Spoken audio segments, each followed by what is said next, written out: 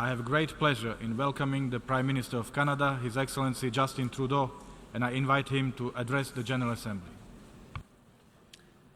Good afternoon, Mr. President, fellow delegates, friends. Before I begin, I would like to offer Canada's condolences in the light of Tuesday's earthquake in Mexico to all families and friends in mourning.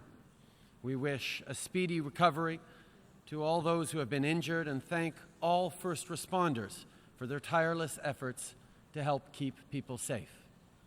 Our thoughts are also with our friends in the Caribbean who continue to suffer from devastating hurricanes. The generosity and resilience that millions have shown in the face of these natural disasters is an inspiration to the world, and Canada stands ready to lend a helping hand whenever we can. It is an honor to be back here with you today and to have an opportunity to speak to this year's theme, focusing on people, striving for peace and a decent life for all on a sustainable planet. Les gens. People, peace, good quality life, and an environment we care for. Equity for everyone, everywhere.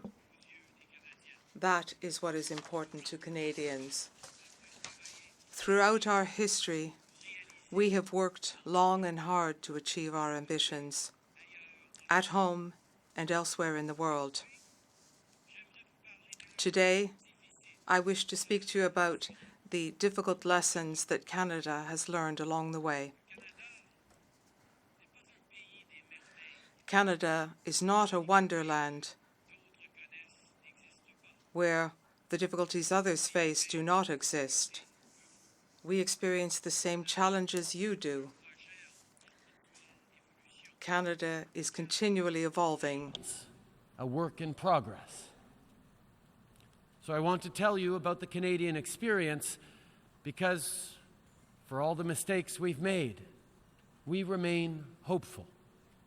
Hopeful that we can do better and be better and treat each other with the dignity and the respect that is the birthright of every human being. I want to tell you our story because I know that the challenges we have faced and continue to face are not unique in the world, and neither are the solutions. An approach that values human dignity, that emphasizes fairness and real opportunity for everyone, has a home in Canada and in every country.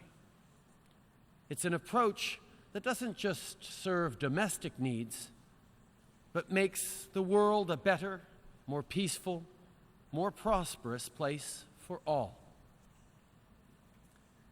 This year, in 2017, Canada celebrates the 150th anniversary of our Confederation, our 150th birthday, if you will. But Canada is much older than that. It has been home to the descendants of settlers and immigrants for hundreds of years, and Indigenous peoples for millennia. We are a country that is built on different cultures, different religions, different languages, all coming together. That diversity has become our great strength. But that is not and has not always been true for everyone who shares our land.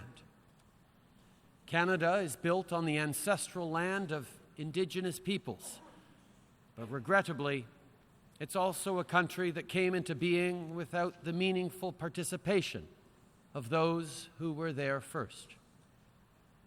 And even where treaties had been formed to provide a foundation for proper relations, they have not been fully honored or implemented. For First Nations, Métis Nation, and Inuit peoples in Canada, those early colonial relationships were not about strength through diversity or a celebration of differences. For Indigenous peoples in Canada, the experience was mostly one of humiliation, neglect, and abuse. They were victims of a government which did not respect them, did not respect their traditions, their attributes, their way of governing, their laws, and which chose to deny them and to undermine their rights and their dignity. They were victims of a government which sought to rewrite their unique history, to eradicate their languages and their cultures by imposing traditions and ways of colonial life.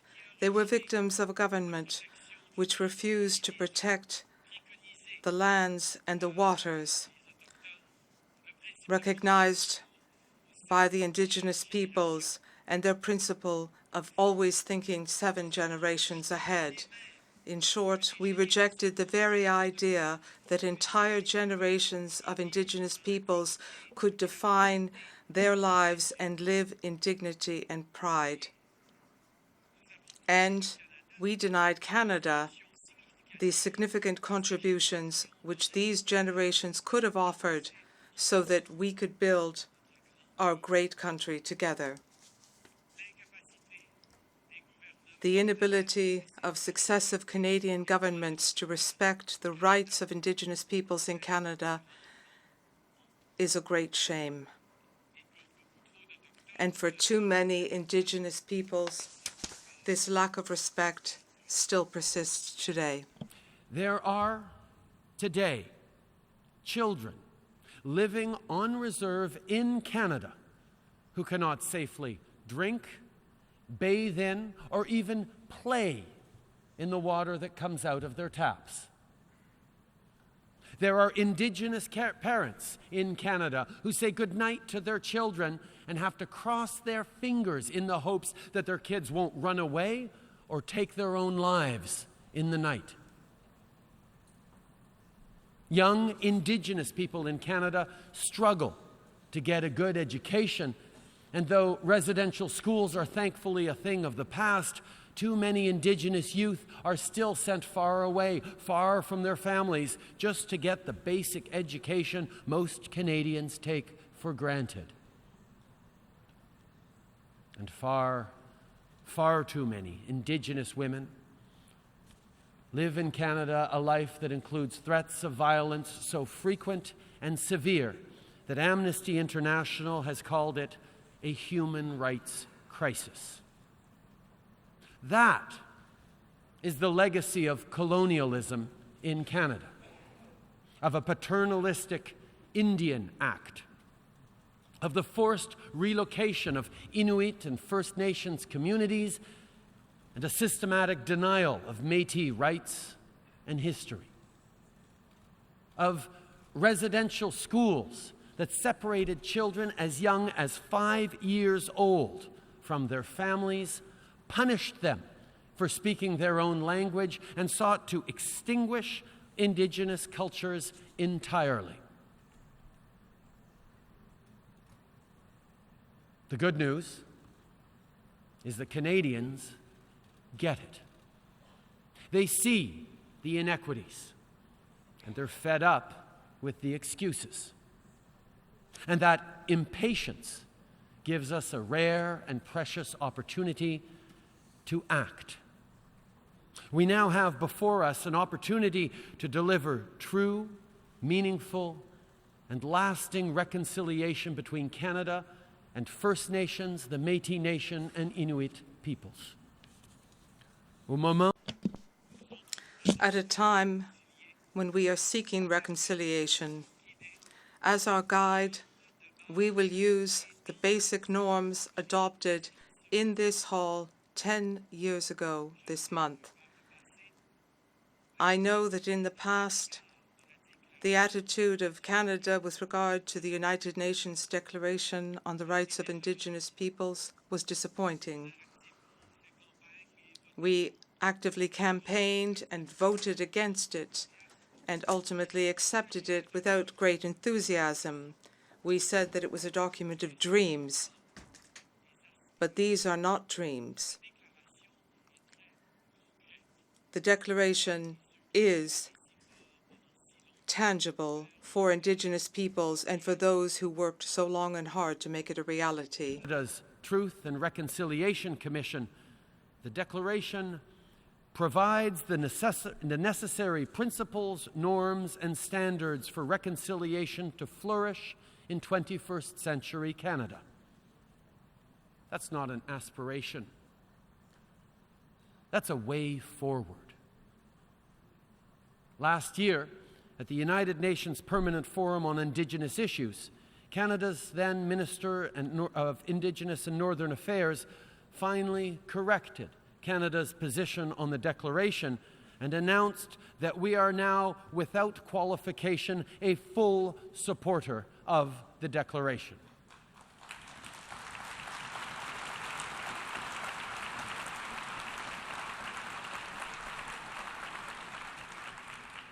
In partnership with Indigenous peoples, we're moving ahead with a thorough review of federal laws, policies, and operational practices to get our house in order, to make sure that our government is meeting its obligations, including international obligations under the Declaration. We know that the world expects Canada to strictly adhere to international human rights standards, including the UN Declaration on the Rights of Indigenous Peoples, and that's what we expect of ourselves, too. We are working closely with Indigenous peoples in Canada to better respond to their priorities, to better understand how they see and define self-determination, and to support their work of nation rebuilding. Along with Indigenous partners, we are co-developing programs to ensure the preservation, protection, and revitalization of Métis, Inuit, and First Nations languages. In short, we've been working hard in partnership with other orders of government and with Indigenous leaders in Canada to correct past injustices and to bring about a better quality of life for Indigenous peoples in Canada. I'll give you a few examples. Many will sound familiar to you because they are closely aligned with the UN's Sustainable Development Goals, goals that apply to all of our countries without exception.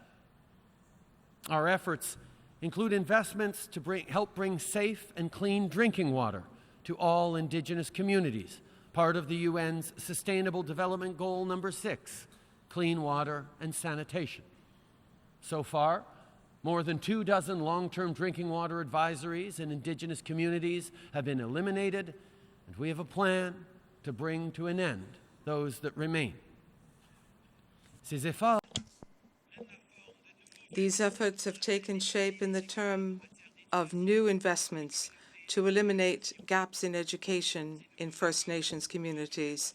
These new agreements recognize the power and the authority of the First Nations.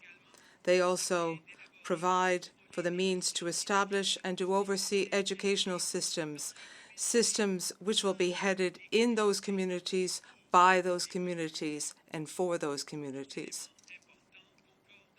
These important elements are in line with Sustainable Development Goal 4, quality education. For many Indigenous people in Canada, this investment will help lay the foundation to achieve SDG 8, decent work and economic growth. We know that no one can have a real and fair chance of succeeding without the following: good health, a sound community, well-paying jobs, quality education, and safe and affordable housing. Of course, this applies to the Indigenous peoples as well. Include working with Indigenous communities to help build and refurbish homes. Construction work on nearly 4,000 homes has been completed or is underway, helping to fulfill SDG number 11, making communities safe and sustainable places to live. And across the country, we're also working on a national housing strategy to give more Canadians access to housing that is safe, affordable, and adequate. Our efforts also include a stronger focus in Indigenous communities across Canada and around the world on SDG number 5, combating gender-based violence and giving women and girls equal opportunities to succeed. We need women and girls to succeed because that's how we grow stronger economies and build stronger communities. That is why our government will be moving forward shortly with legislation to ensure equal pay for work of equal value.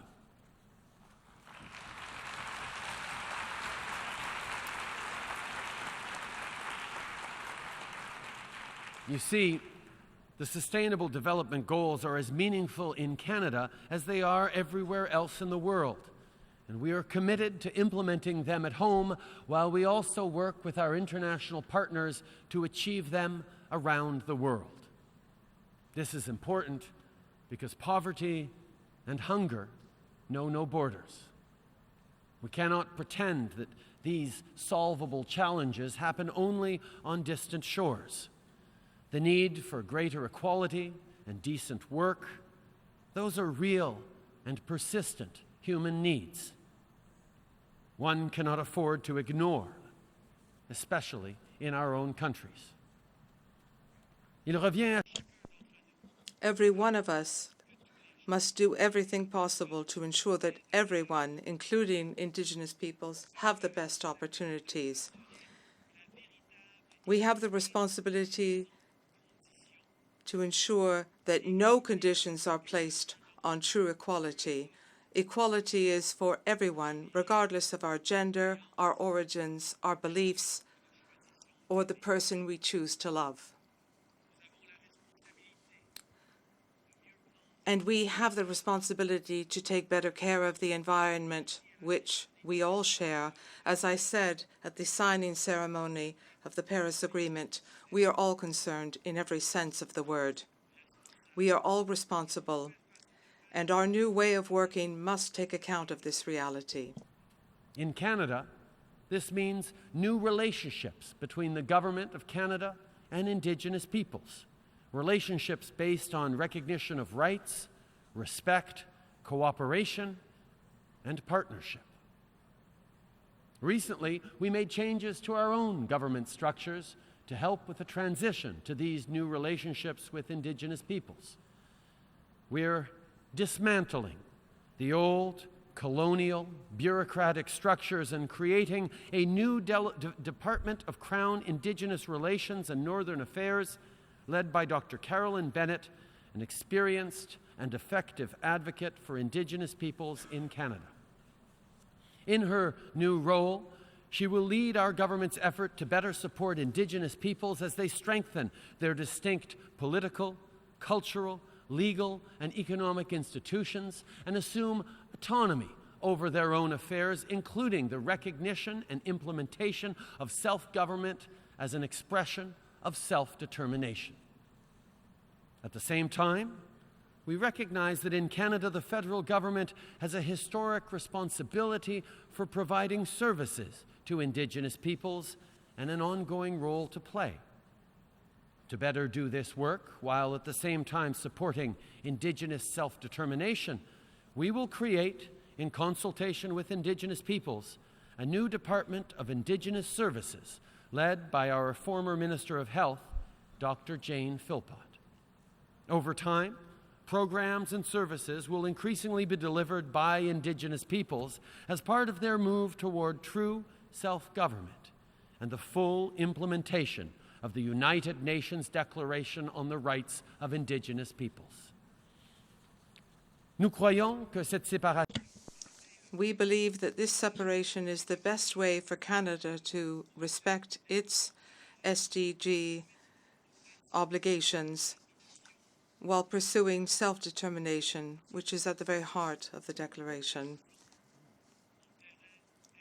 We are in uncharted territory. No one has paved the way for us. but we cannot wait. The time has come for us to pave the way together. The time has come to get off the beaten path, to move away from old, outdated colonial structures, and to establish new structures which will respect the inherent right of Indigenous peoples to govern themselves and to determine their future. Making changes to how we operate. The departmental change I mentioned is part of fulfilling that responsibility. For Indigenous peoples, it means taking a hard look at how they define and govern themselves as nations and governments, and how they seek to relate to other orders of government. Indigenous peoples will decide how they wish to represent and organize themselves. Some may choose to engage with our government based on historic nations and treaties. Others will use different shared experiences as the basis for coming together. The choice is theirs. That is precisely what self-determination demands. And though this path is uncharted, I am confident that we will reach a place of reconciliation. That we will reach a place as a country where nation to nation, government to government, and Inuit-Crown relationships can be transformed. A place where the standards enshrined in the UN Declaration of the Rights of Indigenous Peoples are fully realized not merely by government mandate, but in true partnership with Indigenous peoples. Part of that new partnership will involve addressing the shared challenge of climate change. Indigenous and northern communities are particularly affected by its stark reality. In communities across the north, places like Paulituk, Kugluktuk, and Tuktoyaktuk, community members are finding sea ice conditions more dangerous and unpredictable for traveling and hunting in the winter. In Canada's western Arctic, the permafrost is melting and huge pieces of tundra are eroding into the ocean. And around Baffin Island, Inuit elders are finding it difficult to forecast the weather like they used to, so difficult that many are now reluctant even to try. At home, we're working to help these communities adapt and prepare for the future. At the international level, our commitment is unwavering. There is no country on the planet that can walk away from the challenge and reality of climate change.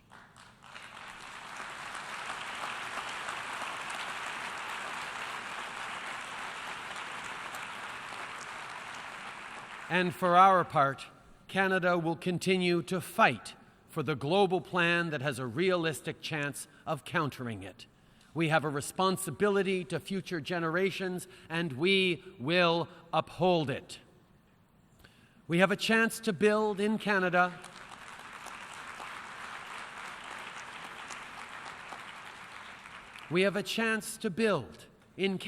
and around the world economies that are clean, that are growing, that are forward-looking. We will not let that opportunity pass us by. Au Canada. In Canada, this means imposing a tariff on carbon-related pollution. When that is properly implemented, it is the best possible way of reducing emissions while continuing to grow the economy. It also means continuing to work with other countries to bring us closer to the goals which we have set for ourselves. Last week in Montreal, we welcomed environment leaders from 30 countries, more than 30 countries, to participate in a working session. It was an opportunity to discuss various ways of pursuing the Paris Agreement in order to maintain the international momentum towards a more sustainable future for all.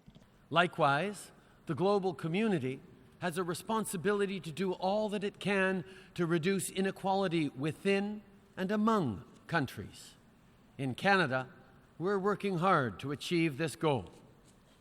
We improved child benefit payments.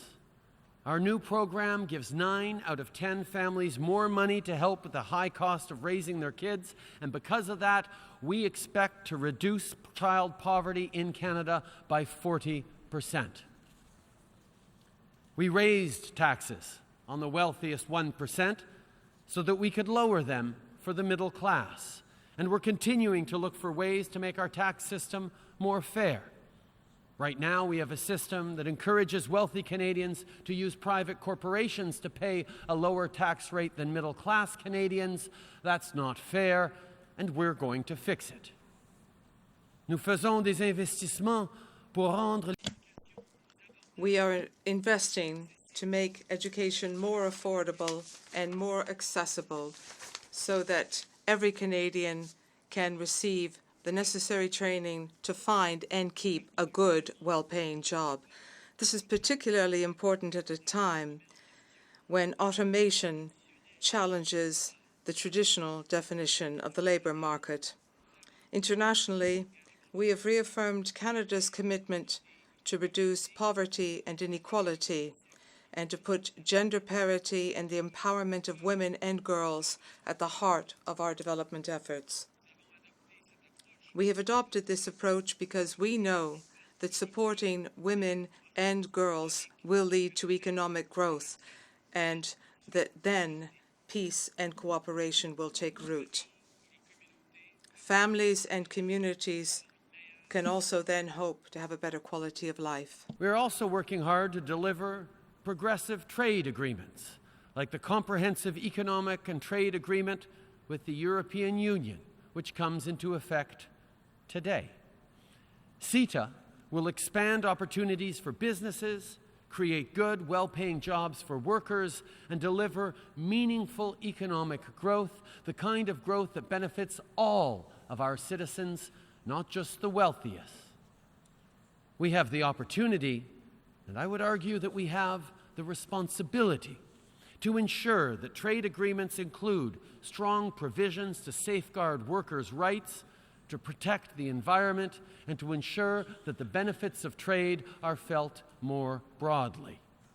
Because when we do that, we don't just grow our economies, we live up to our values.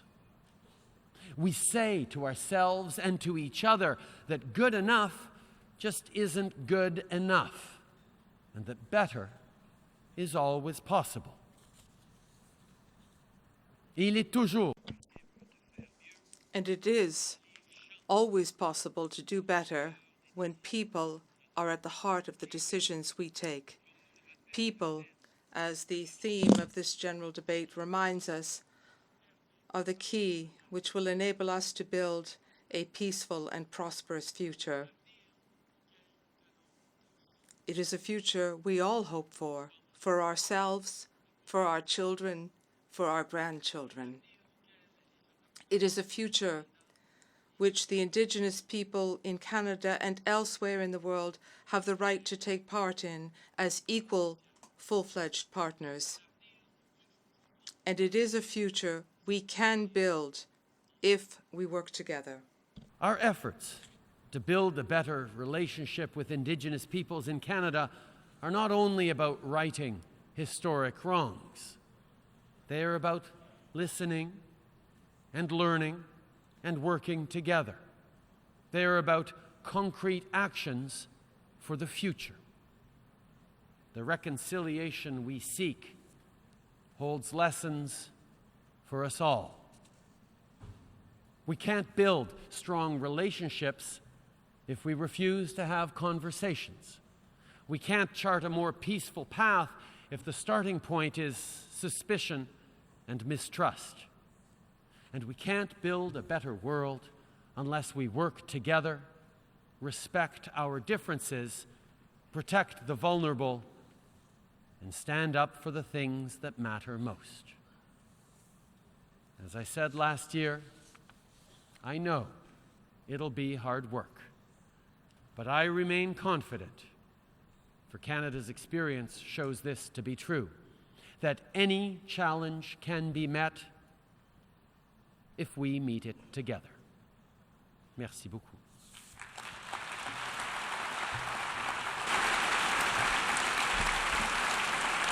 En nombre On behalf of the General Assembly, I wish to thank His Excellency Justin Trudeau for the statement he has just made, and may I request protocol to escort His Excellency. la Asamblea escuchará ahora una declaración The Assembly will now hear a statement by His Excellency Tulepea Salele Malielegaoi, Prime Minister and Minister for Foreign Affairs and Trade of the Independent State of Samoa. May I request protocol to escort His Excellency.